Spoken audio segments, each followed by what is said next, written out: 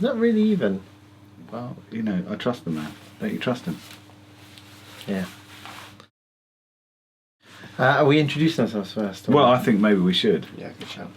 Okay, I'm Billy Rees. I am co-producer of the Bloke Code and the writer-creator of it. I'm Doug Kirby. I am the producer of the Bloke Code and the director. Okay, the premise of the Bloke Code is to encapsulate the banter and spirit of a decent group of lads who have known each other for a long time, and there's millions of groups of lads all over the country that are enjoying this sort of relationship. They can all relate to it. This gives a bit of a voyeuristic view. Yes, I was about to say that. For the ladies out there who perhaps don't have conversations with their partners about what they get up to down the pub, you're going to get to see. But it's not just about the lads' relationships with each other, it's about their relationships with their partners and co-workers, be they men or women. But yes, the central premise is the Bloke Code.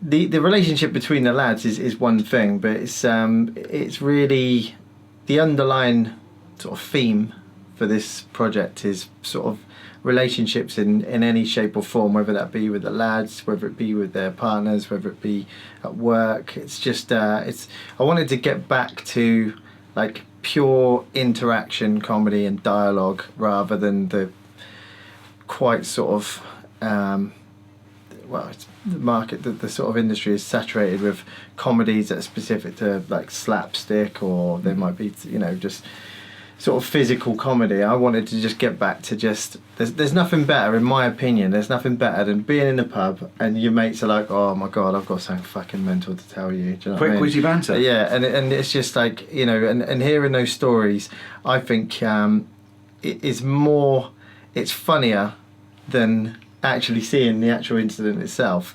When you've got a good lad who's in the group and he's just comes in and, you know, he's got that face on and you're like, well, what's happened?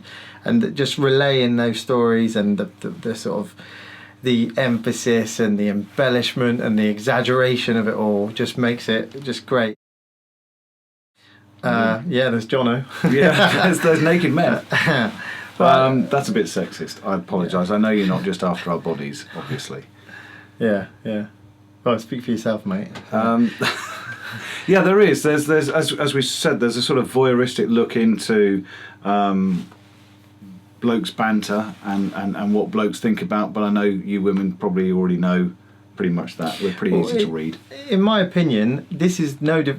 Let's all be honest. We all secretly think that Sex and the City is funny. Yeah, but absolutely. That's effectively for the women, isn't it? But I think it's going to be a similar effect with this. You know, in the fact that I think women are going to say, "Oh, I'm not watching this shit," but they're going to want to watch it and they're going to want to get involved and they probably will laugh even if they don't show it. Yeah. But yeah, so I think that. But another side of it as well. It's not just the voyeuristic element. It's the there's real strong female characters in this project. Absolutely, yeah. Real strong. And the lads might give it the big one, that they're in charge, but as soon as they're behind closed doors, we all know who's in charge. Yeah. And that's shown and put across quite a lot in the series, definitely. Yeah, particularly in, obviously, Dave and Gemma's relationship, but not just that relationship. They're married with two small children, but in the other relationships as well, you do see that, you know, the girls are on top. Yeah. Oh, yes. I think so, definitely. I think we are going to actually touch upon that as well. Yeah. We are going to sort of see it from the women are worse than men. Fucking hell, well, come on. There has been a thing, I'm sure you've seen perhaps and heard on some media, and even MTV2 has the Girl Code, a programme. And that's not where we got our idea from, but it's out there, and I think that in fact, when I've mentioned this to some producers in the industry, they've sort of said, "Oh, my daughter's mentioned this. I think it's disgusting, or I think it's great, or how empowering." Didn't know there was a bloke code. Still talking about it, though, aren't they? Yeah, that's it. But then they said they didn't know there was a bloke code, and we're like, well, we thought it was the other way around. That, you know, this is the girls copying the guys, not the guys copying the girls, and I guess that's, you know, as with everything. Have either of us broken a code? Fuck, yeah, probably. We can't. We're not going to lie. Of course, we've broken some codes. Yeah. Yeah, we'll say so thank you for watching, basically. Yeah. Basically, well, I think not really. Thanks for watching. We want to basically point them in the right direction. Okay. Don't we? So we want you to help support this project. We want to get it made, get it on the telly, get people enjoying it. I think people will relate to it. Yeah. And it's something a bit different to what you're probably used to on your screens at the moment. So we've gone into festival with a short film version of it, and that's the opening 2 scenes of the proposed series, and we want to get the series made. So if you'd like to find out more, you can look on screen here. Thank you. Oh, okay. Now you've got your extra inch, is that alright? Yeah.